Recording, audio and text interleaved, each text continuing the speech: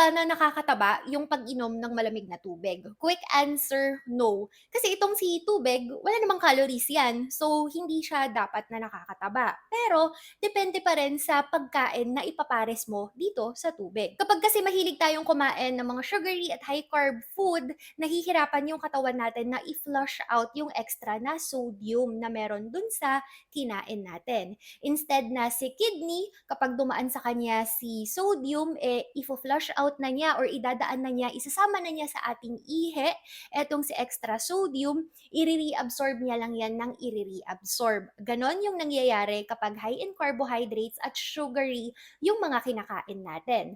Dahil mataas ang sodium natin sa katawan, kung nasaan kasi si sodium, susunod si water.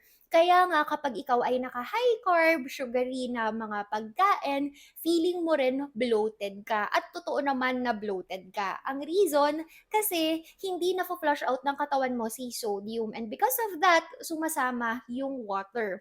Pero hindi naman si sodium yung may kasalanan kung bakit ka bloated. At lalong hindi rin si water. Kasi kahit bawasan mo ng bawasan yung kain ng mga maaasin, mga maaalat na pagkain, at kahit bawasan mo rin ng bawasan yung pag-inom ng tubig, kung mahilig ka namang kumain at uminom ng mga sugary at high carb na mga pagkain at inumin, ganun pa rin po yun. Yung kakarampot na sodium na kakainin mo, i-reabsorb lang din ng i-reabsorb ng ating katawan. Tapos, yung kakarampot na tubig na iinumin mo, ganun pa rin, sasama pa rin po siya dun kay sodium. Kaya, mahihirapan ka na alisin yung bloatedness ng iyong tiyan. Kaya, no, hindi ka naman tumataba dahil mahilig kang uminom ng malamig na tubig. Actually, natatrap nga siya sa katawan mo dahil kay sodium. Pero kasi sodium, natatrap lang din siya sa katawan mo. Biktima lang din siya, kagaya ng water. Kaya kung gusto mo na pumayat, gusto mo ng flat na tiyan, at gusto mo na matanggal yung pagiging bloated mo, kailangan nating alisin si sugar at yung mga high carb na mga pagkain. Once ginawa mo yon, unti-unti na i-flush out ng katawan mo ang extra na sodium.